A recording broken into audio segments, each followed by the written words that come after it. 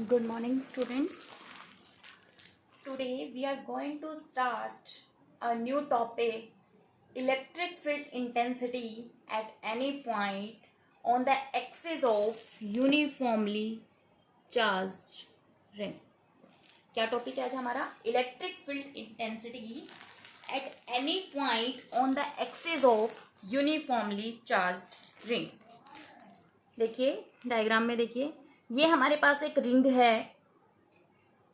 Ring के ऊपर जो चार्ज है वो यूनिफॉर्मली डिस्ट्रीब्यूटेड है. मीन्स इस पूरे रिंग के सरफेस के ऊपर जो चार्ज है हमारा दैट इज यूनिफॉर्मली डिस्ट्रीब्यूटेड. और जो हमने टोटल चार्ज है वो मान लिया, वो कितना है? Q.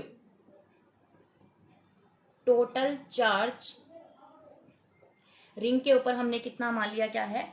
Q. और रेडियस इस रिंग की हमने मान ली A विद सेंटर O. ठीक है, रेडियस हमने मान ली A,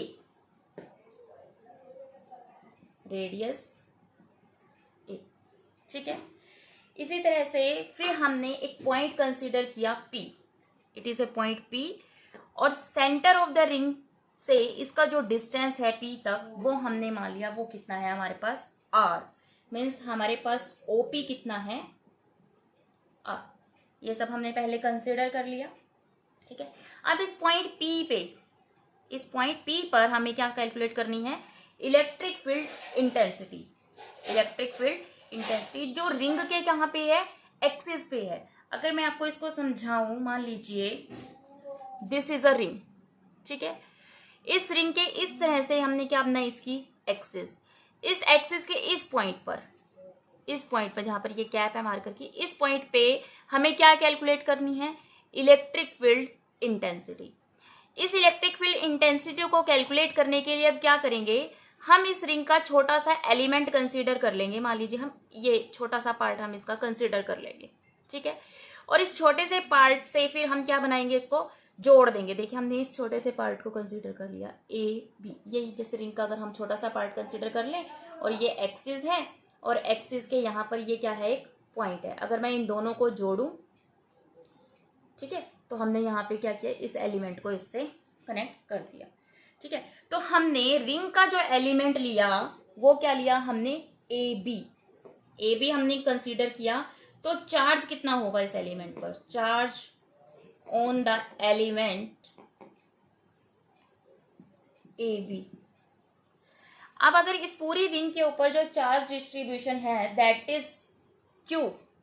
हमने ये छोटा सा जो एलिमेंट कंसीडर किया है ए बी, और ए बी को हम कंसीडर कर लेते हैं कितना है हमारे पास? DL. पूरी लेंथ अगर L है तो इस छोटे से पार्ट की हमने क्या कंसीडर कर ली? लेंथ कितनी है? DL. ठीक है, अब पूरी रिंग के ऊपर चार्ज कितना है? Q. तो इस एलिमेंट के अंदर, जस्ट इस एलिमेंट पे जो चार्ज होगा वो क्या होगा? DQ. और उस DQ की वैल्यू अब कितनी होगी? Total charge per unit total length. Total length इसकी कितनी होगी? सरकमफ्रेंस की 2 पाई. रेडियस कितनी है? A. और अगर मैं इसको DL से मल्टीप्लाई कर दूं, इस एलिमेंट से अगर मल्टीप्लाई कर दूं इसकी लेंथ से, तो हमारे पास इस GL लेंथ के अंदर कितना चार्ज होगा? DQ. और उस DQ की वैल्यू क्या होगी? Q upon 2 pi A into DL. ठीक है, इसका हम यूज करेंगे DQ का. ओके, अब हमें इलेक्ट्रिक फील्ड इंटेंसिटी बतानी है P पॉइंट पर. ठीक है, तो हमने पहले इनको ज्वाइन कर दिया. O से P का डिस्टेंस हमने क्या कंसीडर कर लिया? R. ये हमने पहले ही कंसीडर कर चुके हैं. और फिर हमने इस एलिमेंट को P पॉइंट से ज्वाइन कर दिया. सबसे पहले तो पाइथागोरस थ्योरम से देखिए. अब ये वाली वैल्यू O से C, सेंटर से ये क्या है हमारे पास? A. O से P तक का डिस्टेंस हमारा कितना है? R. हमने इस एलिमेंट का ये पॉइंट C कंसीडर कर लिया, सेंटर जो है इसका. इस सेंटर को जब हमने P पॉइंट से ज्वाइन करेंगे तो हमारे पास पाइथागोरस थ्योरम से PC या CP कह सकते हैं हम, इसकी वैल्यू क्या आ जाएगी? Under the root R square plus A square. ये आपको एक बार कैलकुलेट करके दिखाती हूँ. यहां से हमारे पास CP का square will be equal to OC का स्क्वायर प्लस OP का स्क्वायर. ठीक है, CP का square equal to OC square की वैल्यू कितनी है? A square plus OP square की वैल्यू R स्क्वायर. तो यहां से हमारे पास CP की वैल्यू क्या आ जाएगी? Under the root R square plus A square. जो मैंने यहाँ पे लिख दिया है। तो हमारे पास CP की वैल्यू कितनी है, r² प्लस a²। ठीक है, अब हमें इलेक्ट्रिक फील्ड इंटेंसिटी बतानी है P पॉइंट पर। चलिए, अगर हम इस एलिमेंट से देख रहे हैं इलेक्ट्रिक फील्ड इंटेंसिटी कितनी होगी, तो हमारे पास जो इलेक्ट्रिक फील्ड इंटेंसिटी है वो भी क्या होगी, DE। अब इलेक्ट्रिक फील्ड इंटेंसिटी का फॉर्मूला क्या होता है, 1/4πε0 Q। Q क्या है हमारे पास, DQ अपॉन CP का स्क्वायर, r² होता है ना, तो CP का स्क्वायर। ठीक है, और CP स्क्वायर की वैल्यू हमारे पास कितनी है, √r² प्लस a²। हमें किसकी वैल्यू पुट करनी है यहाँ पे, CP स्क्वायर की। CP स्क्वायर की क्या है, r² प्लस a²। ये क्या आ जाएगी, 1/4πε0 DQ upon r² plus a²। ठीक है, क्या आ गई हमारे पास, एक बार फिर से राइट करती हूँ DE की value 1/4πε0 DQ upon r² plus a²। ठीक है, अब देखिए ये एंगल अगर हम कंसीडर करें कि दिस एंगल इज थीटा, जो P पॉइंट है और इस एलिमेंट है और जो हमारे पास ये जो डिस्टेंस है, इनके बीच का ये एंगल कितना है, थीटा। ठीक है, तो ये वाला एंगल भी हमारा क्या होगा, this angle will be theta. Electric field की जो डायरेक्शन होगी वो होगी DE। ठीक है, DE will be the direction of electric field intensity, ये है DE। अब ये जो DE है, क्योंकि ये एंगल थीटा है, इस DE को हम 2 कंपोनेंट्स में रिजॉल्व करेंगे। एक कंपोनेंट क्या बनेगा हमारा, along the theta DE cos theta, और perpendicular to theta it will be DE sin theta. ठीक है, अब हमने ये छोटे से एलिमेंट के लिए ये एंगल लिया है। अगर मैं यहां से भी लूं, अगर मैं यहां से एक एलिमेंट कंसीडर करूं, तो इस तरह से इलेक्ट्रिक फील्ड इंटेंसिटी बनेगी। फिर उसके 2 कंपोनेंट बनेंगे, तो एक परपेंडिकुलर कंपोनेंट बनेगा अपवर्ड डायरेक्शन में, और इस तरफ बनेगा cos थीटा का कंपोनेंट। तो जो हमारे पास साइन थीटा के कंपोनेंट्स हैं, ठीक है, साइन थीटा के कंपोनेंट सारे एक दूसरे को क्या कर देंगे, कैंसल कर देंगे। हमारे पास जो समेशन आएगा DE साइन थीटा का, दैट विल बी 0। हमारे पास सिर्फ कौन सा इलेक्ट्रिक फील्ड इंटेंसिटी बचेगी, DE cos थीटा। देखिए, अब यहां पे जो हमारे पास ये DE है, ठीक है, अगर मैं टोटल इलेक्ट्रिक फील्ड इंटेंसिटी की बात करूं E, तो हमारे पास सिर्फ क्या बचेगा, DE cos थीटा का सम। क्योंकि जो DE साइन थीटा वाले कंपोनेंट्स हैं वो सभी एक दूसरे को क्या कर देंगे, cancel. Summation over DE sine theta हमारे पास क्या आ जाएगा, 0। बचेगा सिर्फ क्या, summation over DE cos theta. ठीक है, अब यहां से DE की वैल्यू हमें पता है, हम ये वाली वैल्यू अपनी DE की यूज कर लेंगे। लेकिन अगर मैं यहां से इस ट्रायंगल को यूज करूं, देखिए ट्रायंगल से cos थीटा की वैल्यू क्या आएगी हमारे पास, OP अपॉन CP, यही आएगी ना, OP upon CP, cos theta की बेस बाय हाइपोटेन्यूज। OP की वैल्यू हमारे पास कितनी है, R। CP की वैल्यू कितनी है, √r² प्लस a²। ठीक है, अब इस cos थीटा की वैल्यू को और इस DE की वैल्यू को हम यहाँ पे पुट करेंगे टोटल इलेक्ट्रिक फील्ड इंटेंसिटी में। तो हमारे पास E की वैल्यू क्या आ जाएगी, देखिए 1/4πε0 DQ by r² plus a², r upon √r² plus a²। समझ में आ गया क्या क्या किया हमने अभी तक। पहले हमने एक रिंग कंसीडर की जिसकी रेडियस कितनी है a, एक पॉइंट P लिया जिसका डिस्टेंस O से P तक कितना है r। ठीक है, फिर हमने CP की वैल्यू कैलकुलेट कर ली √r² plus a²। P point पर इलेक्ट्रिक फील्ड इंटेंसिटी क्या होगी, DE। थीटा एंगल के साथ ये 2 कंपोनेंट बनाएगी, DE cos थीटा और DE sin theta. DE sin theta के सारे कंपोनेंट्स एक दूसरे को क्या कर देंगे, cancel, because they are equal and opposite. तो summation over DE sin theta की वैल्यू क्या आ जाएगी, 0। टोटल इलेक्ट्रिक फील्ड हमारे पास कितना बचेगा, summation over DE cos theta. DE की वैल्यू हम यहां से कैलकुलेट कर लेंगे फॉर्मूला लगाकर, 1/4πε0 DQ अपॉन CP²। CP² की वैल्यू हमें पता है, और cos थीटा की वैल्यू भी हम ट्रायंगल की हेल्प से कैलकुलेट कर लेंगे, अब हमने डीई की और cos थीटा की वैल्यू पुट कर दी इन ब्रीफ। चलिए अब इसको सॉल्व करते हैं। ये क्या आएगा 1/4πε0 dq अपॉन, इन दोनों को हम एक साथ लिख सकते हैं, r² प्लस a² की पावर 3/2 और ऊपर क्या है हमारे पास r। ठीक है, so this will B total electric field intensity eight A point P। P point हमारे पास कितनी दूर है एक्सिस से, r डिस्टेंस पर अगर कोई पॉइंट P है तो उसकी टोटल इलेक्ट्रिक फील्ड इंटेंसिटी का जो फॉर्मूला होगा वो ये होगा। ठीक है, अब देखिए ये हमारे पास जो total electric field intensity I है, ये हमारे पास आई है dq r upon 4πε0 r² plus a² की पावर 3/2।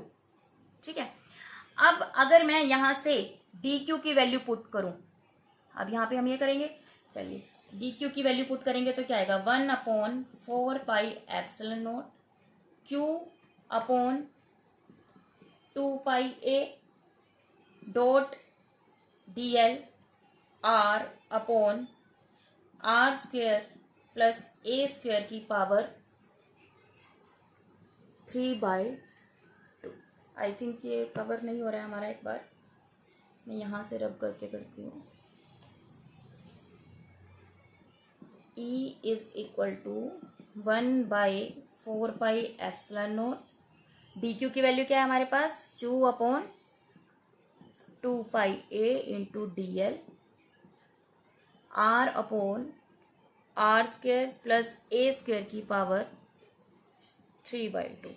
अब अगर मैं इस dl का समेशन करूं, क्योंकि हमारे पास ये सारी जितनी भी वैल्यूज आ रही हैं यहाँ पे समेशन तो है ही हमारे पास, तो अगर मैं यहाँ पे समेशन करूं, समेशन ओवर dl हमारे पास क्या आएगा 2πa ही आएगा ना। ठीक है, तो हमारे पास समेशन ओवर dl और 2πa ये दोनों एक दूसरे से क्या हो जाएंगे, कैंसल आउट। तो हमारे पास क्या आएगा summation over 1/4πε0 q r upon r² plus a² की पावर 3/2। ठीक है, तो हमारे पास अब हम यहाँ पे इस समेशन के साइन को हटा भी सकते हैं। टोटल इलेक्ट्रिक फील्ड इंटेंसिटी कितनी आ गई, क्योंकि बाकी सारी टर्म्स तो हमारी बाहर ही थी, समेशन सिर्फ किसका होना है हमारा डीएल का ही होना है, तो वो दोनों एक दूसरे से कैंसिल हो गए। ठीक है, अब हमारे पास जो इलेक्ट्रिक फील्ड इंटेंसिटी है वो क्या आई है 1/4πε0 Q R upon r² plus a² की power 3/2। This will be the electric field intensity. अब अगर मैं इलेक्ट्रिक फील्ड इंटेंसिटी की डायरेक्शन की बात करूं तो वो भी क्या होगी हमारी along DE cos theta means along OP. अगर हम इसको आगे प्रोड्यूस करें तो इसी के अलोंग क्या होगी इसकी इलेक्ट्रिक फील्ड इंटेंसिटी की डायरेक्शन होगी। अब इस फॉर्मूले से हम कुछ स्पेशल केस डिस्कस करते हैं। जैसे कि अगर मैं कहूं कि अगर r की वैल्यू क्या हो जाए हमारी 0, अगर हमारे पास r की वैल्यू क्या हो जाए 0। ठीक है, अब देखिए अगर r की वैल्यू को मैं यहाँ पे 0 पुट करूं तो क्या होगा, e की वैल्यू भी क्या हो जाएगी हमारी 0। e की वैल्यू क्या हो जाएगी हमारी 0। ये हमारा फर्स्ट केस। सेकेंड केस है अगर हमारी r की वैल्यू बहुत बहुत ग्रेटर हो a से, means r is very very very very far from a, तो हम a को क्या कर सकते हैं नेग्लेक्ट कर सकते हैं। अगर हम a को नेग्लेक्ट करेंगे तो हमारे पास ये क्या आ जाएगा 1/4πε0 q r अपॉन r² की पावर 3/2। 2 से 2 कैंसिल हो जाएगा, क्या बचेगा r³ और यहाँ r से r³ को कैंसिल करेंगे तो क्या बचेगा r²। तो इलेक्ट्रिक फील्ड इंटेंसिटी क्या आ जाएगी 1/4πε0 q/r²। Means this uniformly charge ring will act as a point charge. यही हमारी इलेक्ट्रिक फील्ड इंटेंसिटी किसके लिए आई थी, एक पॉइंट चार्ज के लिए आई थी। इसी तरह से यूनिफॉर्मली चार्ज रिंग भी अगर r की value very very greater than a हो जाए तो ये भी किसकी तरह एक्ट करेगी, एक यूनिफॉर्मली चार्ज रिंग की तरह एक्ट करेगी। इसी तरह से अगर हमें इलेक्ट्रिक फील्ड इंटेंसिटी बतानी होगी मैक्सिमम कब होगी, तो हम क्या कहेंगे इलेक्ट्रिक फील्ड इंटेंसिटी मैक्सिमम होगी जब हमारा dE/dr की वैल्यू क्या होगी 0। और अगर मैं इसका डिफ्रेंशिएशन करूं विद रिस्पेक्ट टू आर, तो हमारे पास आर की वैल्यू आएगी plus minus A by root to.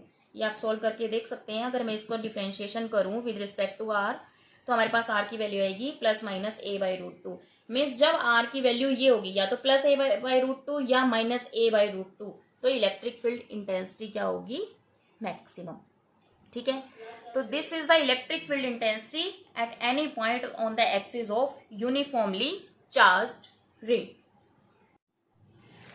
Okay students, now our next topic is electric dipole in uniform electric field. Electric dipole हम डिस्कस कर चुके हैं।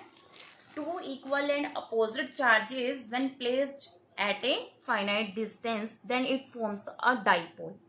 ठीक है, एक डाइपोल है हमारे पास ए बी,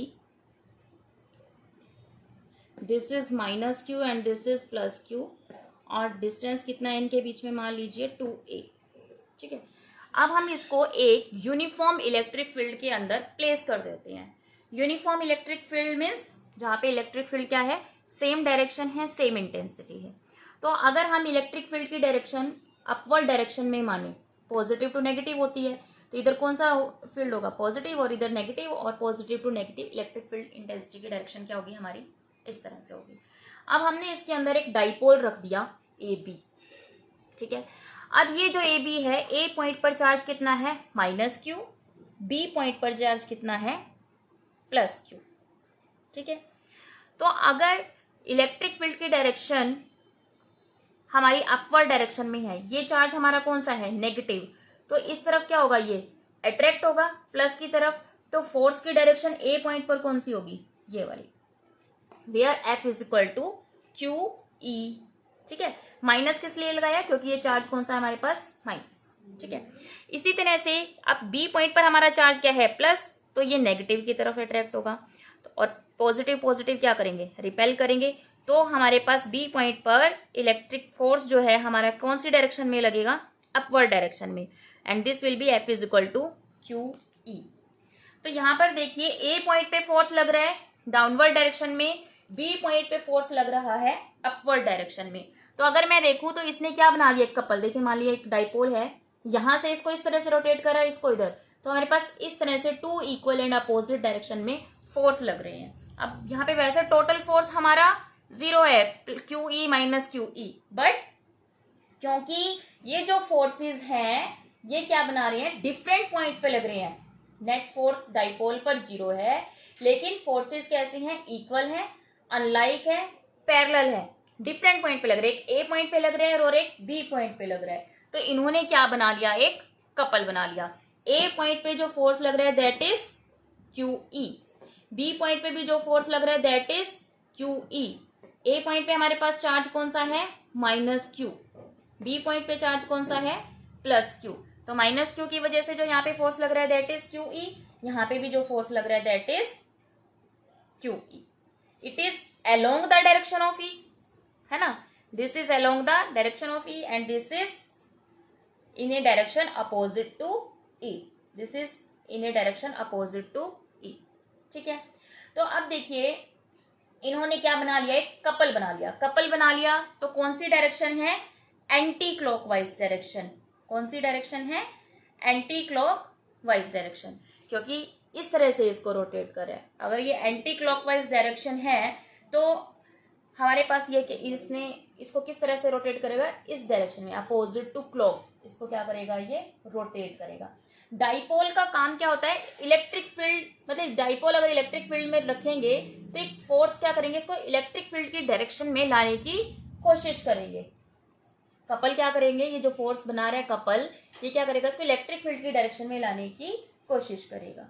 अब हम क्या करते हैं, हमने AC को ज्वाइन कर दिया, ये जो C पॉइंट है डाइपोल से हमने इसको ज्वाइन कर दिया, और AC पर एक परपेंडिकुलर, AC क्या कर दिया हमने, एक परपेंडिकुलर ड्रॉ कर दिया, किसके ऊपर, इलेक्ट्रिक फील्ड के। तो AC is perpendicular to electric field E। ठीक है, इलेक्ट्रिक फील्ड की डायरेक्शन में हमने क्या कर दिया, इसको एक परपेंडिकुलर ड्रॉ कर दिया। अब आपने 5th यूनिट में +1 में पढ़ा है, कपल जो ये बना रहा है टॉर्क,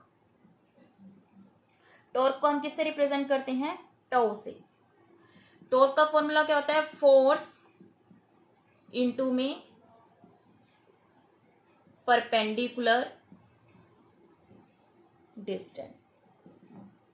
ठीक है, अब देखिए फोर्स क्या है हमारे पास? Q E. ठीक है, फोर्स क्या है हमारे पास? Q E. और अगर मैं परपेंडिकुलर डिस्टेंस की बात करूं, परपेंडिकुलर डिस्टेंस हमारे पास क्या है? AC। परपेंडिकुलर डिस्टेंस हमारे पास क्या है? AC। अब हम AC की वैल्यू कैलकुलेट करते हैं यहां से, इस AC की वैल्यू ट्रायंगल ABC की हेल्प से। देखिए ट्रायंगल ABC की हेल्प से अगर मैं साइन थीटा कैलकुलेट करूं, साइन थीटा क्या होता है? परपेंडिकुलर बाय हाइपोटेन्यूज, यानी AC अपॉन AB। तो यहां से हमारे पास AC की वैल्यू क्या हो जाएगी? AB sine theta. यहाँ पे AC की वैल्यू पुट कीजिए, क्या आ जाएगी हमारे पास? QE इंटू में AB साइन थीटा। AB की वैल्यू क्या है हमारे पास? 2A। तो QE इंटू में 2A साइन थीटा। यहां से Q और 2A को अगर हम देखें तो ये क्या होता है? Dipole moment. तो Q इंटू 2A की जगह हम क्या पुट कर सकते हैं? PE sine theta. तो हमारे पास टॉर्क क्या आ गया? PE sine theta. ठीक है, और अगर हम इसको वेक्टर फॉर्म में रिप्रेजेंट करें तो टॉर्क हमारे पास क्या आ जाएगा? P vector cross E vector, क्योंकि साइन थीटा को हम कैसे रिप्रेजेंट करते हैं? क्रॉस प्रोडक्ट्स की फॉर्म में, P क्रॉस E। ठीक है, तो इस तरह से हम इसको कैलकुलेट कर सकते हैं। अब अगर हम इसके केसेस की बात करें, स्पेशल केसेस की, देखिए अगर थीटा की वैल्यू क्या हो जाए? 0 डिग्री। थीटा की वैल्यू क्या हो जाए? 0 डिग्री। साइन 0, यहां से बैक बैक केसेस डिस्कस करते हैं। हमारे पास देखिए टॉर्क क्या आया है? PE sine theta. थीटा की वैल्यू अगर 0 डिग्री होगी तो साइन 0 क्या हो जाएगा हमारे पास? 0। टॉर्क की वैल्यू क्या हो जाएगी? 0। तो उस केस में हमारे पास टॉर्क क्या होगा? 0। ठीक है, और अगर थीटा की वैल्यू क्या हो जाए? 90 डिग्री। साइन 90 क्या होता है हमारे पास? 1। थीटा की वैल्यू अगर 90 होगी तो साइन 91। टॉर्क क्या होगा हमारे पास? PE। यानी इस केस में जो टॉर्क होगा that will be maximum, this will B maximum. ठीक है, अब देखिए टॉर्क की वैल्यू थीटा अगर 0 था तो टॉर्क क्या आया हमारे पास? 0। और जब थीटा क्या आया हमारे पास? 90 डिग्री, तो टॉर्क क्या आया हमारे पास? मैक्सिमम। ये आपने याद रखना है। अब टॉर्क की आप यूनिट्स देखिए, टॉर्क क्या होता है? फोर्स इनटू में परपेंडिकुलर डिस्टेंस। ठीक है, फोर्स की यूनिट क्या होती है? न्यूटन। डिस्टेंस की यूनिट क्या होती है? मीटर। तो टॉर्क की यूनिट क्या होती है? Newton metre. इसी तरह से अगर मैं डायमेंशनल फॉर्मूले की बात करूं, फोर्स की क्या होती है? ML/T-2 और डिस्टेंस की L। तो हमारे पास टॉर्क की डायमेंशन क्या आ गई? ML/T-2। आई थिंक आपको यूनिट्स और डायमेंशन क्लियर है हम टॉर्क की। ठीक है, तो इस तरह से आप टॉर्क को अलग अलग थीटा के लिए कैलकुलेट कर सकते हैं। ठीक है, सो this is all about electric dipole in uniform electric field.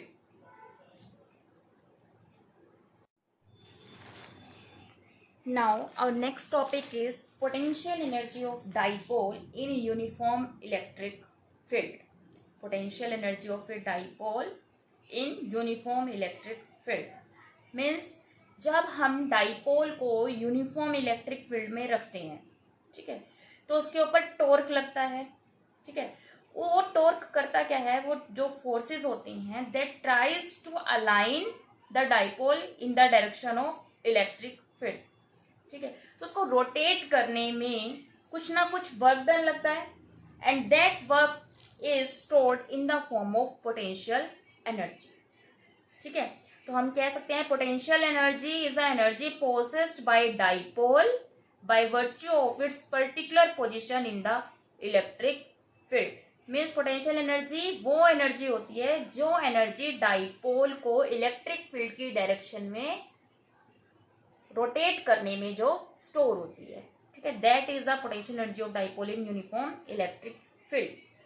तो अब हमें उस पोटेंशियल एनर्जी की वैल्यू कैलकुलेट करनी है कि वो पोटेंशियल एनर्जी होती कितनी है। पहले हम पोटेंशियल एनर्जी की डेफिनेशन लिख लेते हैं। Potential energy of dipole is the energy possessed by a dipole. Potential energy of dipole is the energy possessed by a dipole by virtue of its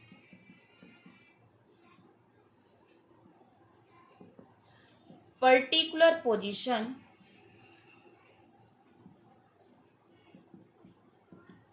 in electric field. ठीक है, तो जो energy, जो work done हम किसी dipole को rotate करने में लगाते हैं, that energy stored in the form of potential energy. और वो एनर्जी क्या करती है, उस डाइपोल को इलेक्ट्रिक फील्ड की डायरेक्शन में अलाइन करती है। ठीक है, तो अगर हम कहें कि small amount of work is done, पहले डाइपोल जो है हम small amount of work done calculate कर लेते हैं, तो small amount of work done D W will be equal to tau D theta.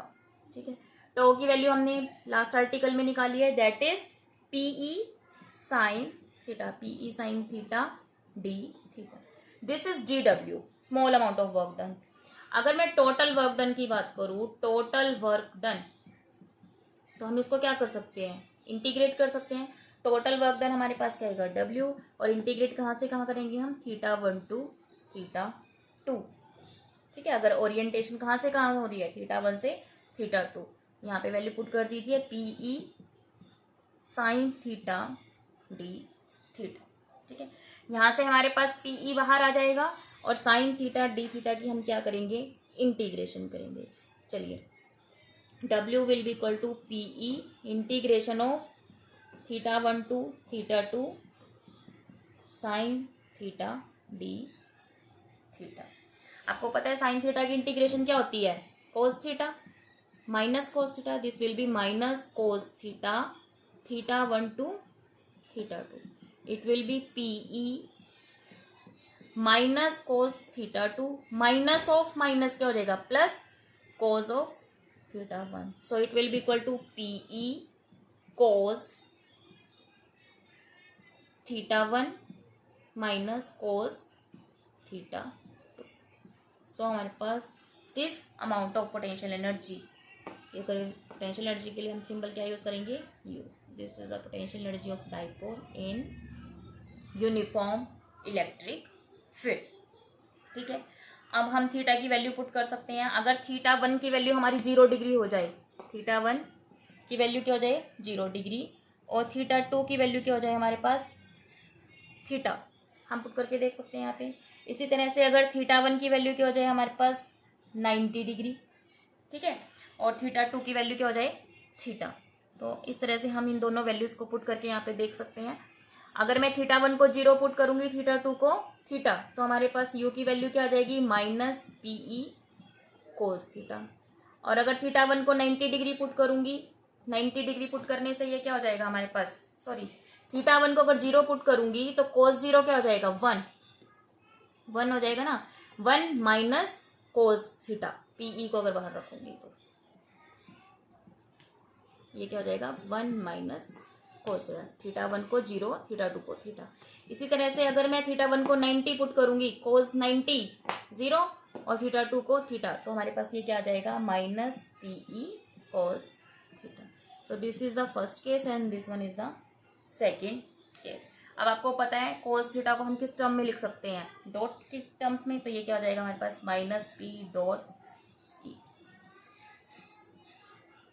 ठीक है, so this is the potential energy of dipole in uniform electric field।